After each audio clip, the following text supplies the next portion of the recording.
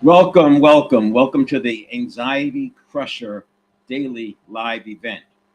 I'm doing this because it's like emotional hijacking is not only at an all-time high, but it's going to increase. And there's a lots of reasons for that. Now, specifically in the United States, we've got the government shutdown, there's internal strife.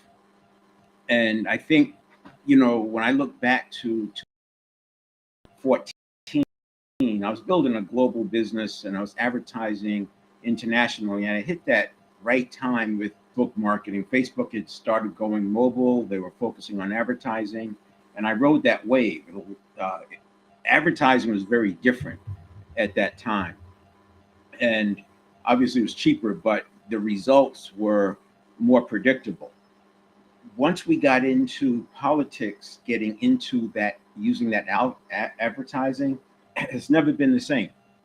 Now we've gone through the things with the iOS changes and et cetera. For those of you who advertise on Facebook, understand what I'm talking about. But that the bigger point is that when you're in business and you're advertising on a platform, there is a return on advertising spend metric. Now, we may not have talked about it like that all the time, but there was certainly an ROI, and you had to get a return.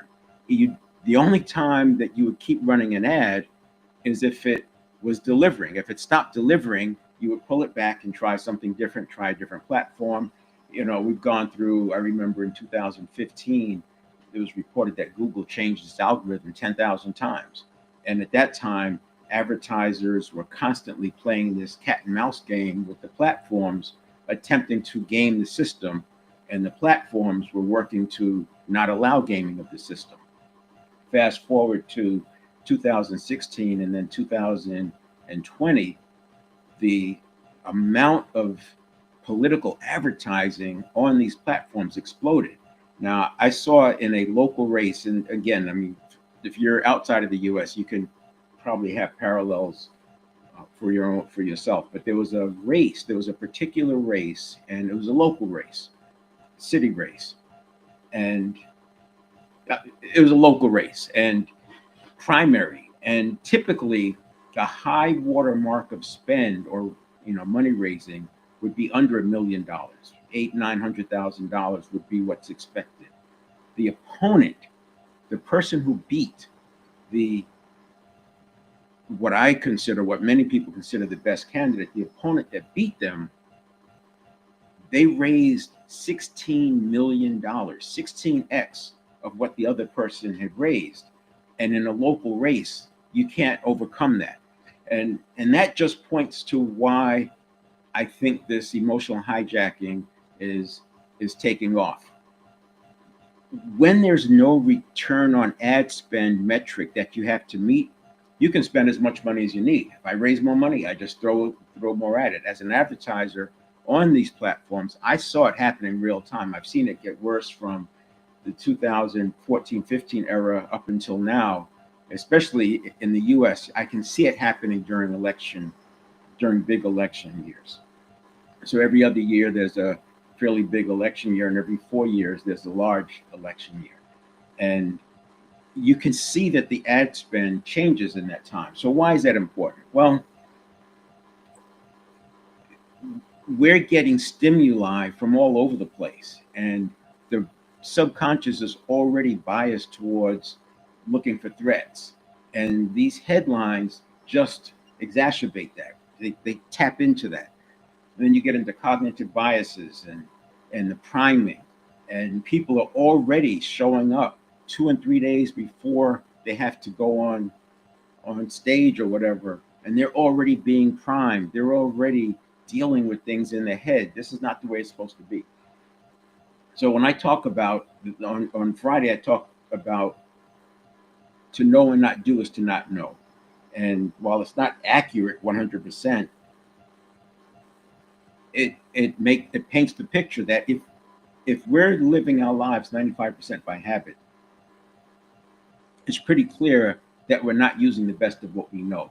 And so then, rather than learn more things, I focus on let's get better at using what we know. This is how you move from unconscious incompetence to conscious incompetence, and then to conscious competence, and then to unconscious competence. This is how we make that transition, by making it habit. We make what we know into habit. And what's interesting is the majority of our conditioning happens from age 0 to 7.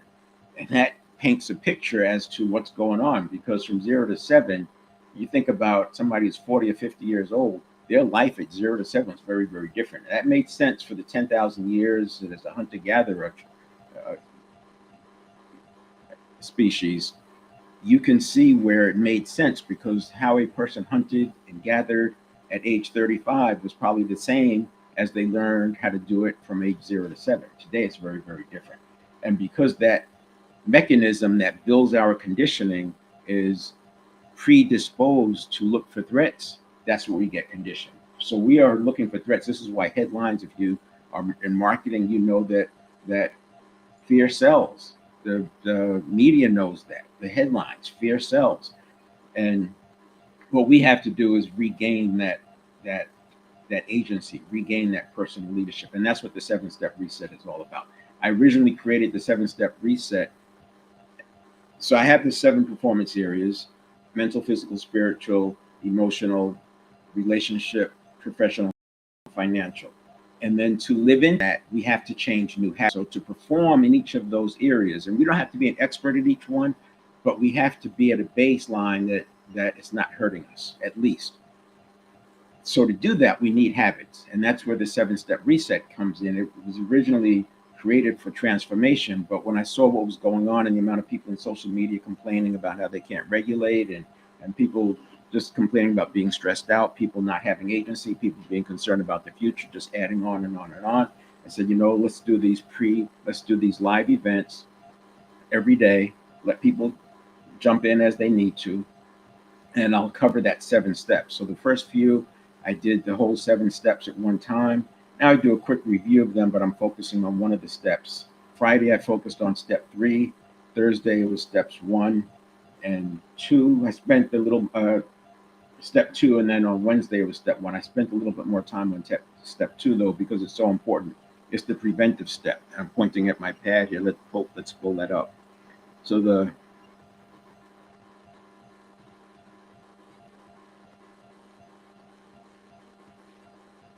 this pad, this diagram is steps 1, 2, 3, 4, 5, 6, 7. Pre-stimulus, that's preventive, and this is our ongoing. We have the middle step, step 3. This is the quarter of a second that can change your life. This is what we leverage to change our lives. And then this is the response. So we're constantly in a pre-stimulus state. We're bombarded with stimuli, and then we have a response to those stimuli. There is a reaction and there's a response, and those two are separate. Down here at the bottom, I have this diagram. What I was depicting here is that we make 33,000 decisions per day. And as we finish this response, we're primed for the next stimulus response cycle. We're constantly being primed for the next stimulus response cycle. This is why if a person gets triggered early in the day, they seem to be off all day long. Or if a person gets triggered, it can cycle up. This is why when we get emotionally hijacked, everything looks bad. And this is, people talk about the anxiety spiral. That's why I call it the anxiety crusher. Stop the spiral before it begins. This is happening 33,000 times a day. You can see the importance of getting a handle on this process, because by getting a handle on the process, and the last step, step 7, is mindfulness, returning to that powerful present moment. So now we're prepared again. And not only is it 33,000 decisions per day, if you Google and you look into micro stimulus response cycles, you'll see that we can make 2 or 3 seconds, because the subconscious process is so fast. And if you're making 2 or 3 per second, you're awake 65,000 seconds or so a day. That's a decision every other second, but you're also making potentially 100,000 overall stimulus response cycles. By getting a handle on a few of them, the important ones, we can change our life. Now, I don't want to ever be running my life flip, right? So I accept that 95% of my life is by habit. I don't want to be 5% by habit. I'm not interested in that. I'm okay with 85% by habit. That's what it takes. But what I want is for those habits to be aligned with my life design. So that habitual pattern, the 95% by habit, is what I call automaticity. I want the automaticity working for me, not against me. Let's do a quick review of the 7 steps.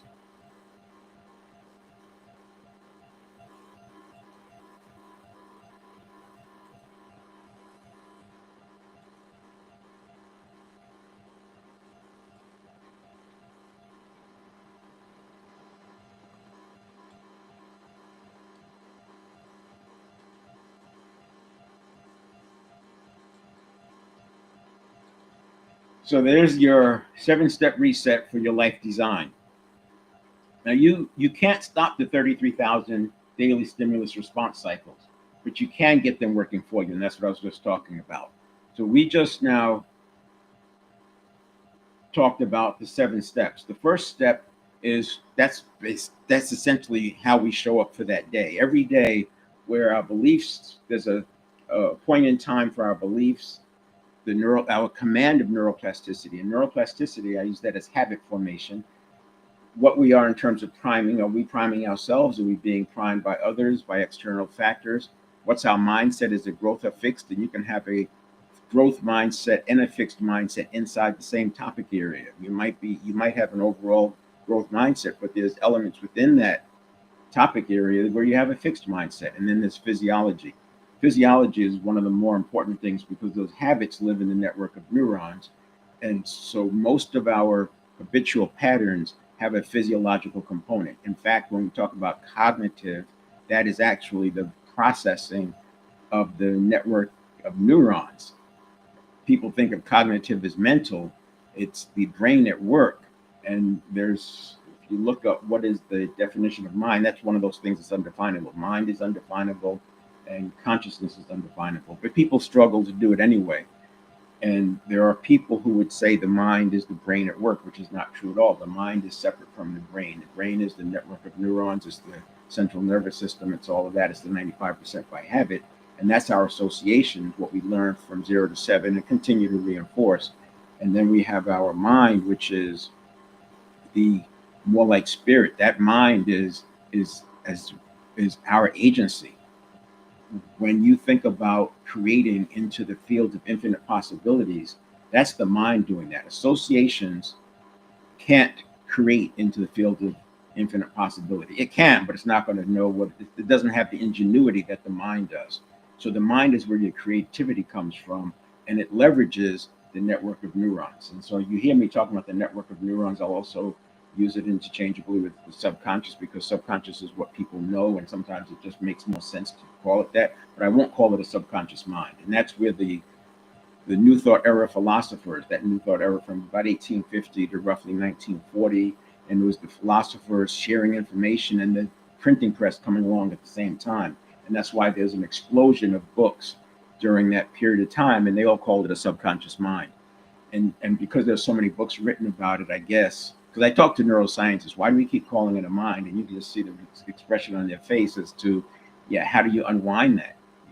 How do you unwind all those textbooks that call it a subconscious mind? I mean, the study of psychology is how the subconscious mind works. So it's like Galileo and Copernicus telling people that the earth revolved around the sun and they wanted to burn them at the stake.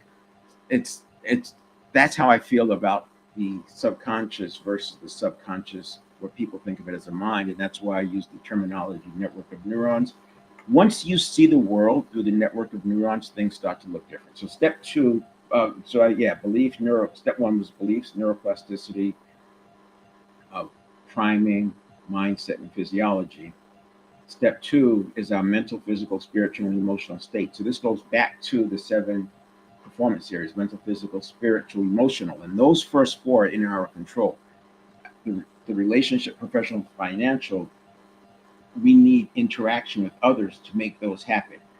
So we first have to control ourselves. This is our identity.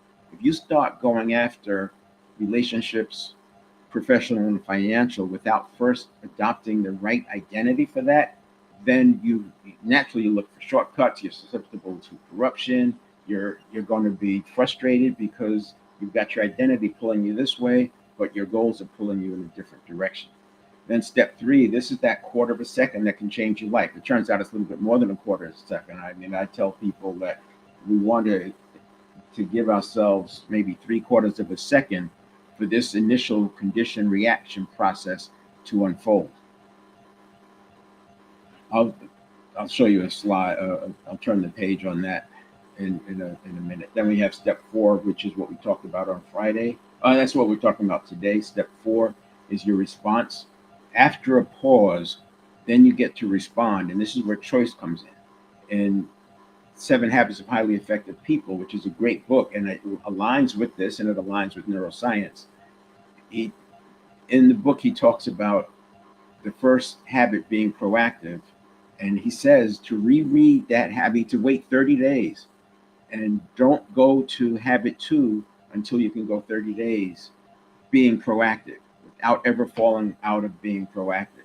And I remember reading that, and it took me probably 2.5 times. I went through a good 2.5 months before I could see every single day was proactive. It was a powerful, powerful tool, and I encourage anybody to do that. It's not going to hurt you. The time is going to pass anyway, and it makes the rest of the book make sense because now you can actually be proactive about it. So that's step 4, and so this is why right in here is what I'm talking about. So the conditioned reaction comes online in about 1/4 of a second. Then it's processing at 11 million bits per second. So in that, then there's another 1/4 of a second before the conscious mind comes online, but this only processes at 50 bits per second. So we have this thing going on, the conditioning, and if we allow the conscious mind to just take what the reaction is, then our response equals our reaction, and that's not what we want. So I say wait another 1/4 of a second. So we got 1/4 of a second here. Now we're at a 1/2 second because the conscious mind comes online 1/4 of a second later. And then we have, I would say, give it another 1/4 of a second because the conscious mind only processes at 50 bits per second. And you don't want to just pause and wait, because if you pause and wait, the associations are going to flood it. Neurons that fire together wire together, processing at 11 million bits per second. It's just coming in, especially if it's fear-based. It's coming in because it's a survival reaction. So what we want to do is condition in a pause here. And that pause is not just a pause, it's to get an assessment. So instead of the subconscious just giving us more and more garbage, we're going to have it give us an assessment, and we're going to use the problem-solving model. What's the first step of problem solving? Is clearly define the problem. So that happens in here. And now with at least 12.5 bits of information processed, right, 50 bits per second, so 12.5 bits per 1/4 of a second. Now with 12.5 bits processed, we're in a better position to make a response. And that response is now informed by what the subconscious learned, by what the network of neurons learned. This is how we start moving from not knowing, or knowing but not doing, to doing what we know. And then if that response can be anything. It could be do it, delay it, delegate it, dump it, disregard it. But before we do that, if we're feeling like we're being triggered, if we're feeling some energy coming in, energy and motion, right? If we feel like we're being hijacked, we want to go through this emotional modulation step. We'll talk about that one tomorrow. But emotional modulation, 90 seconds. It allows the energy to flow through. If you don't let that energy flow through, if you harbor, dwell on that, whatever caused that emotion, it becomes a biological event, a neurobiological event. It gets lodged in your network of neurons. Is now available for other triggering, and this is how you can get these spirals happening. And then the 6th step, now you can take action. So this may add up to 90 seconds to this whole stimulus response cycle. I'll say that this whole stimulus response cycle is less than a second, but if you need to emotionally modulate, then it's going to be longer. It doesn't have to be 90 seconds extra. It could be 10 seconds, 15 seconds. You'll get better and better and better. to the point where you won't even have this happen. So keep in mind what's going on. By doing step 1 and step 2, and step 3, the positivity, we're greatly reducing the amount of triggering, the amount of emotional hijacking, and you'll get to the point where you're not getting it all. You just don't. It just doesn't happen. And I said in one of the early videos, I don't experience anxiety because it's not. I've designed it out. It's designed out. I don't get anxiety. Yeah, there's bad news that happens and you have to adjust, but that's life. It's not a Serengeti tiger. It's just life. Stuff happens. And then we have the action step. Do it, delay it, delegate it, or disregard it. And then the mindfulness one. This is getting back to mindfulness. So there's a lot written about habits, and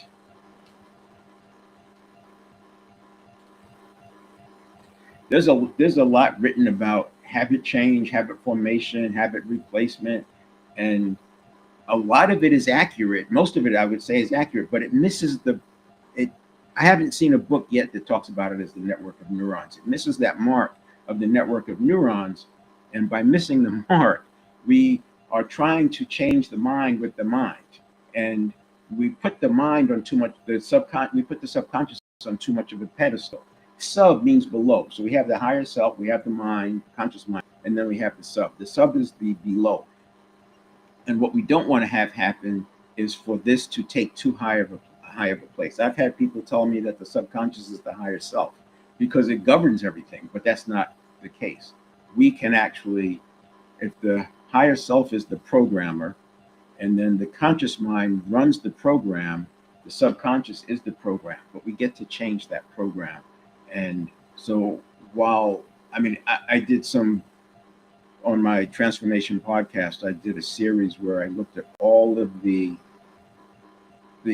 success principles that I could find, and I mapped those back to how the network of neurons works. And just to make the point, so there's good stuff out there.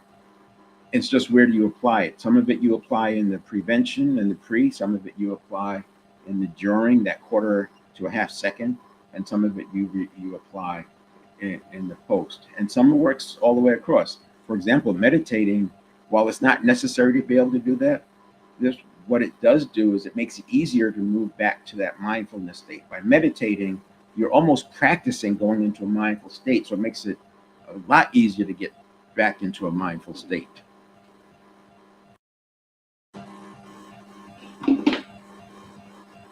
Now, let's go to the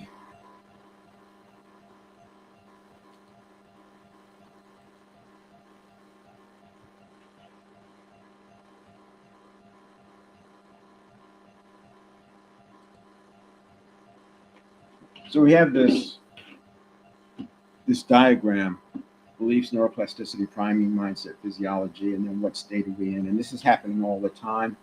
And there are things we can do to stack the deck in our favor, so we're more likely to be in this state. And then we get into step 3, which we talked about on Friday. And this is where I said you have your state. So this is step 1. Step 2 is your state. And we talked about, rather than the threat being 80%, the subconscious, what it hands off is 80% threat. We're going to flip that and make it only 20% threat and 80% neutral. And these are some things that can do to improve this. So I've also broke this down. And if this is a whole quarter of a second, this whole thing is a quarter of a second. This part here, we're not even online yet. So this is like 150 milliseconds, 100 milliseconds, whatever. And then we use what's called a swish pattern. You can look that up or watch the last video. And we have implementation intention. So all these things you can find by Googling them online. It's nothing new here. And that can influence the first part of the quarter second. And then what we have is the second part of that quarter second, where we're making the reaction. And this is where we can condition in that handoff that I was talking about, the problem solving methodology. First step of problem solving is clearly define the problem.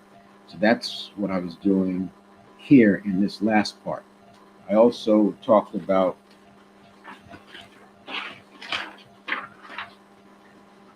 being aware of your coherence. Where are you with coherence? And and ideally, this correlates with heart rate variability. It correlates with beta brainwaves, or reverse correlation, if you will. So when you have a high heart rate variability, you're going to have higher coherence. Willpower and heart rate variability are correlated. So the higher your heart rate variability, the more willpower you have. And heart rate variability is not the heartbeat changing. It's not whether you have 60 beats a minute or 70 beats a minute or 50 beats a minute. And it sounds like it's the same thing, but it's not. It's the gap between the beats. When that varies, it means your heart is responding to what you need.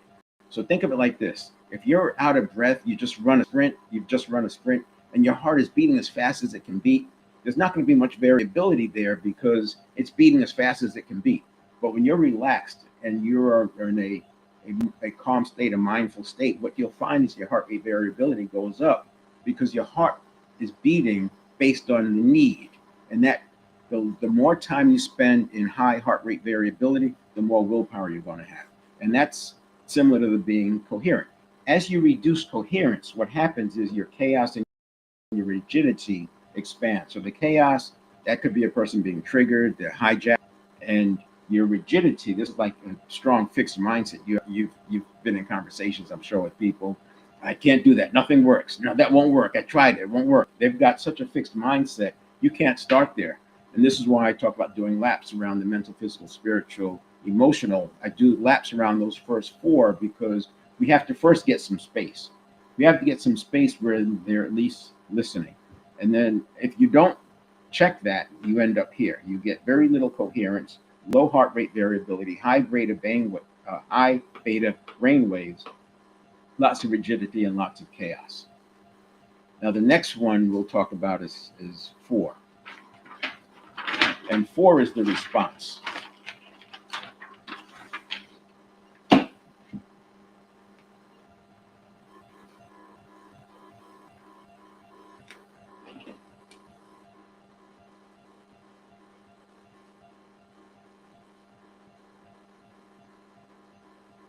Now, remember, this is when the subconscious hands off to the conscious mind.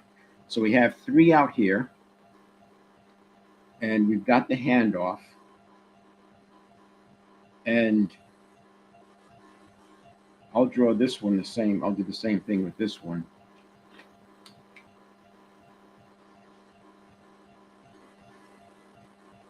Because we have this reception area.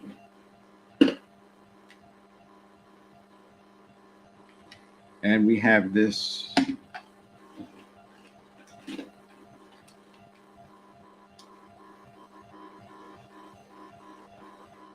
handoff area. And what we can do here is train the subconscious. I laugh because you have to literally look at it as training. It's a network of neurons. It's physiological. It's like the person training a dog. You train the subconscious the same way. Nobody would laugh or nobody would doubt it if I told them you have to create muscle memory if you're going to win at a sport. They know that they need the muscle memory. They can't rely on the conscious mind. They have to rely on the network of neurons. They call it muscle memory. It's very acceptable to people when they call it muscle memory. But if you dissect that, you're talking about nervous system memory. It's not muscle memory, it's nervous system memory. The same neurons, the same neural pathway mechanism is in place for how we think, how we speak, how we feel.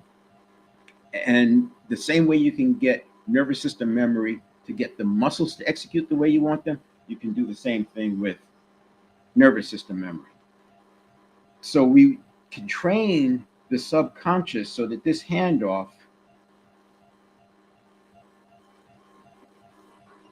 is one that'll help us. I talked about the book, The MacGyver Method, is worth reading. He talks about how he would give assignments to the subconscious and hands off to him. And you can do it, but you don't have to wait hours and hours. The subconscious processes at 11 million bits per second. The conscious processes at 50 bits per second. So we have 11 million bits, and we have 50 bits. And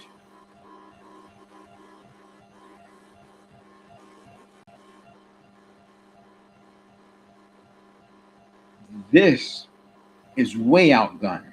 This is why people talk about the subconscious has the tactical advantage over the conscious mind. It's true. But the conscious mind can control the subconscious because it's trainable. You can train it. And so you train it. And the way you train it is the same way that when you set a goal, so there's a thing called reticular activating system, and that acts as the filter.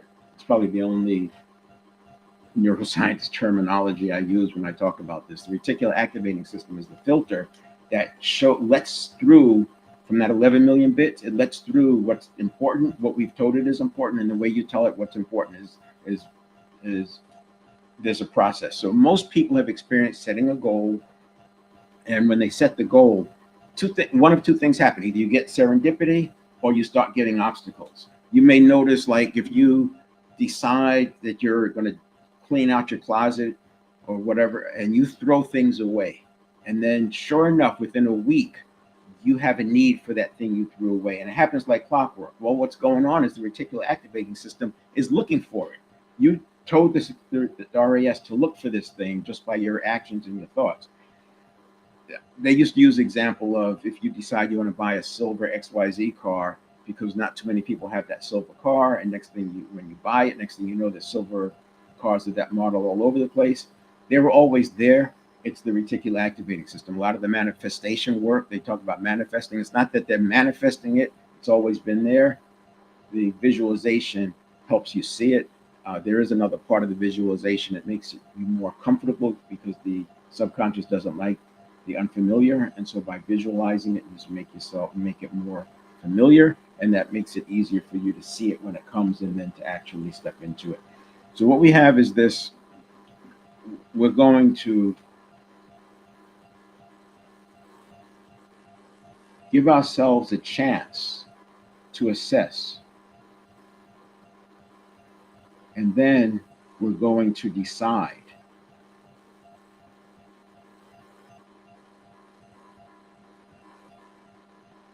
And then we're going to execute. And this is all in a quarter of a second. Now, the decide is, are we going to deal with this now? Or are we going to ignore it? Or are we going to just go with our reaction? 95% of the time, we're living by habit anyway. So we do this work. You can get to where it's only 90% by habit, but it's more important to me to have my habits aligned with my life design. So the decision is, do I just go with the reaction? Or am I do a quick check-in? And this is happening in milliseconds, right? A quick check-in, because the subconscious has already handed this information off to you. It's like getting a data report from your subconscious that says, here's what's going on. A snapshot. And you could decide, am I being triggered? Is this dangerous? Is this easy? Is this familiar? Whatever. And you can decide to put it to go into your emotional modulation. So step 5 is emotion modulation.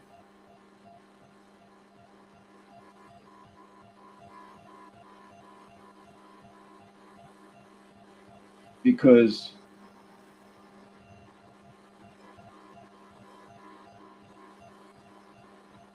you don't want to go into taking action when you are emotionally hijacked. So this emotional modulation is a step from 0 to 90 seconds, takes from 0 to 90 seconds, where you can regain your agency. And you just say, you know what? I need to think about that. Let's get back together in about a half hour. I'll meet you over here.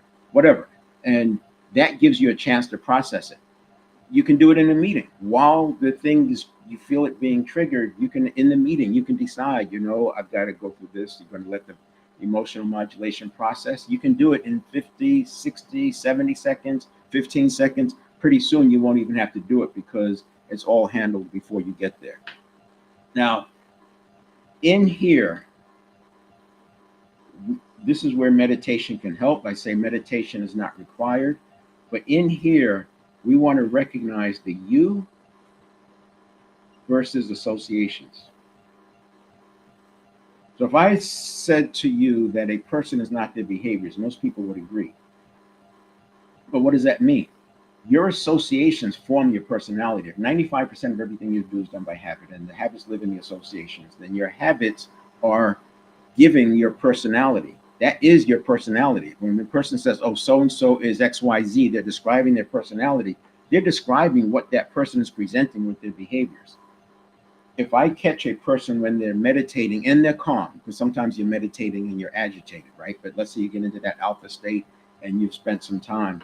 That is the you. What do you want? And so every day I recommend reminding yourself what you want. I do 10 minutes every morning. I combine it with breathing and hydrating. I do deep breathing that allows me to anchor back to that calm state, no matter what happens. And the other thing is I'm hydrating. So my brain has been dehydrated, right? The brain needs nutrients, but overnight you're not getting water. So the blood thickens. Thick fluids flow slower than thin fluids. And blood is how the brain gets its oxygen and nutrients. So you obviously you're going to wake up with brain fog because and the longer you sleep, the more brain fog you probably have because you're dehydrated. So the first thing I want to do is hydrate. And you'll find that need for that cup of coffee. I'm not saying don't drink coffee, but that need, I have to come to cut a cup of coffee. Try drinking water for a week before you drink the cup of coffee, and you'll notice the urge for the coffee goes down. So I hydrate, I breathe, and breathing also regulates. That helps my HRV, but it also gives me an anchor. So all I have to do is take in a deep breath when I'm faced with something that looks like it might be a threat. I take a deep breath and it gets me back to that calm. And then the other thing I'm doing is reminding myself of who I want to be. I'm reminding myself of my life design. So that's the you. And the more you can do this, now what am I doing? I'm priming, right? So remember, step one, we have priming and we have mindset. So I'm reminding myself of what's really important. And all of that's happening in this quarter of a second. This whole thing, left of its own devices, I would say it's a quarter of a second. And what I'm recommending is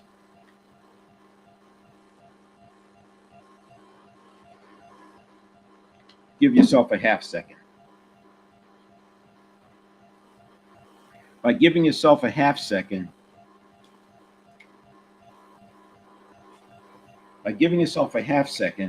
you are tapping into who you are and what you really want to be. Now, there's another point I want to make is that our habits have us doing not what works, but what we've done before. And there's I use this thing called the Merlin method, which is uh, starting with the end. So if you draw 4 boxes, if you have to start something, this is where you start. Rather than just start with what always works, I go to the end. Draw that box and describe the outcome. Then to get that outcome, what has to happen before it?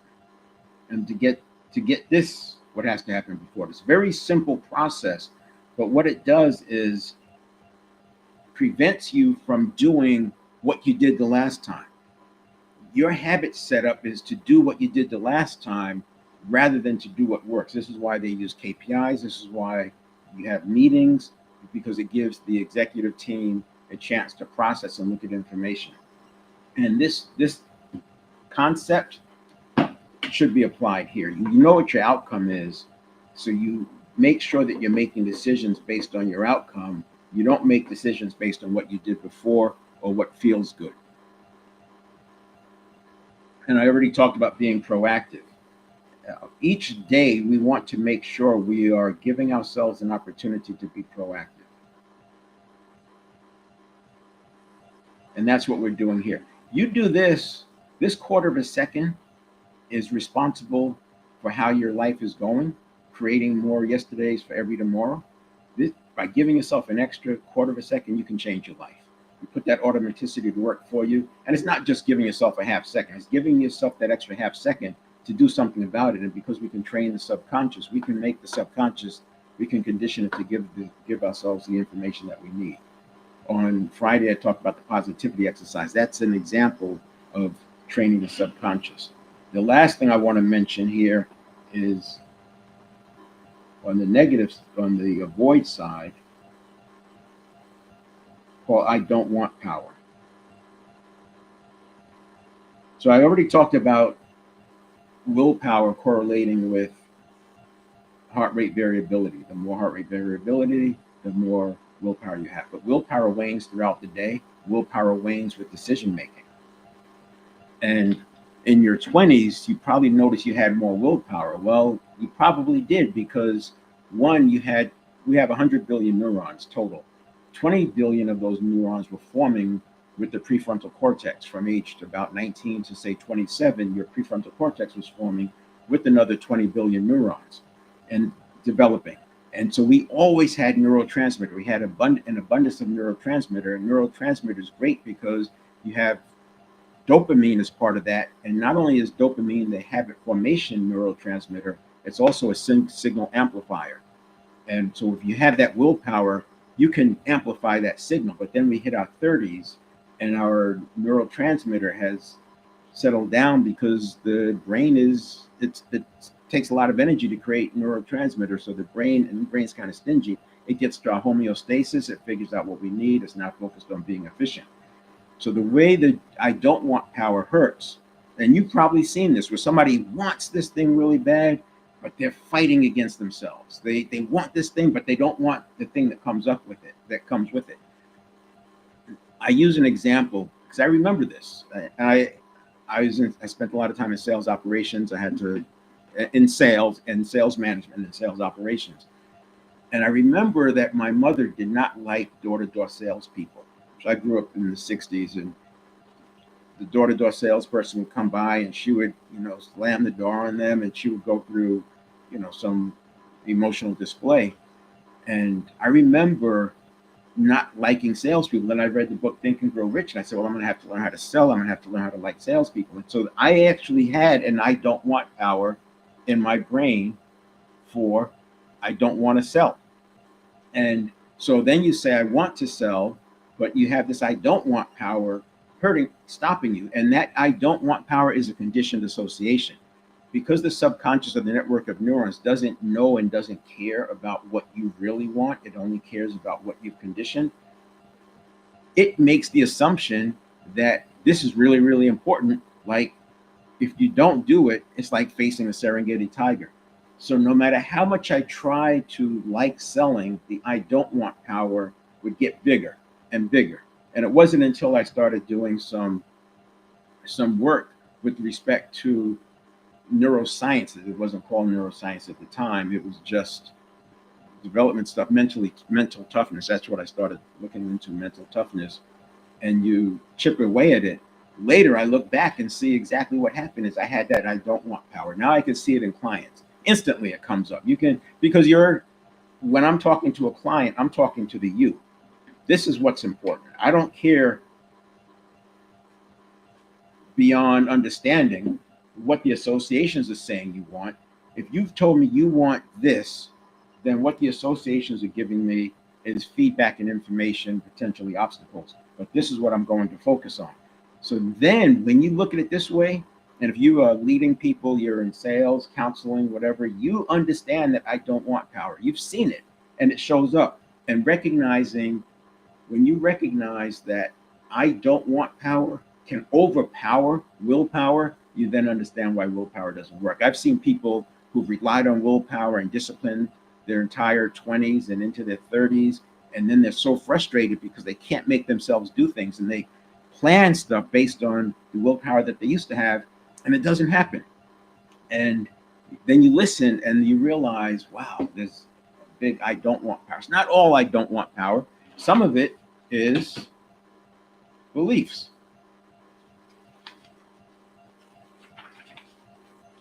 Some of it is that they just don't believe it's available to them. So this is why this is step one. We have to work here. And this to me is not a once and done. It's not a sprint. It's a marathon. You're doing this 33,000 times a day. We're going to find the links that are weak. We're not going to redo all 33,000 decisions or 100,000 stimulus response cycles. What we are going to do is find the ones that are hurting you. And a lot of times that starts with removing or neutralizing a limiting belief. And then we have to do the deep practice till this is neuroplasticity. What I'm doing with the 7-step reset is neuroplasticity in action. That's what it is. But obviously, if I called it neuroplasticity, it takes on the meaning. So there you go. Now, the reason why the conscious mind is in charge is because the conscious mind decides your focus and it decides how you spend your time.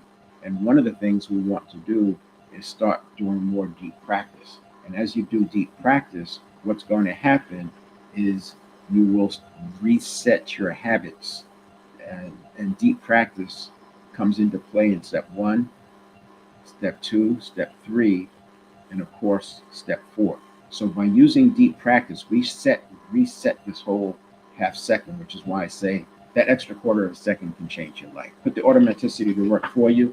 Tomorrow, I'll talk about step 5. I'll give you the tools for emotional modulation. And this is an important one because in my 7 performance areas, mental, physical, spiritual, emotional, relationship, professional, financial, emotional is the gateway.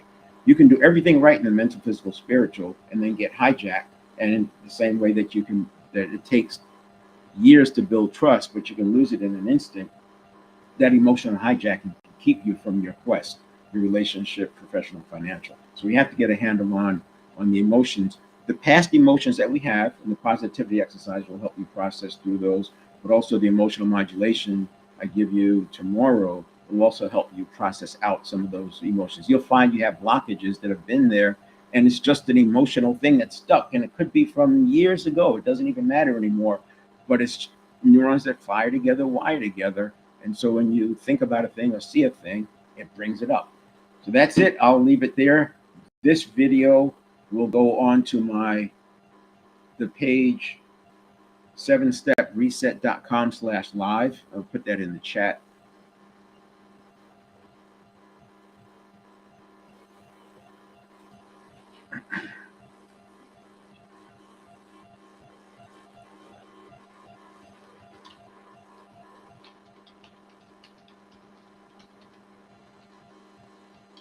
And at that website, you will find both the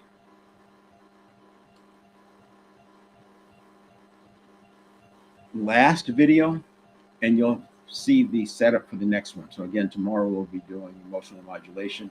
And then underneath those two, I'll start putting in some of my preferred videos. There's some that I want to keep, but like this one will be in there.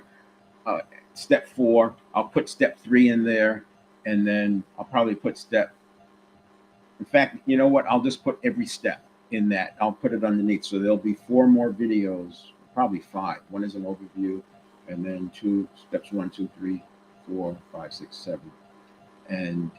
But they'll build. So right now we're only up to step 4. And you'll find all of that at 7stepreset.com/live. All right, we'll see you no more.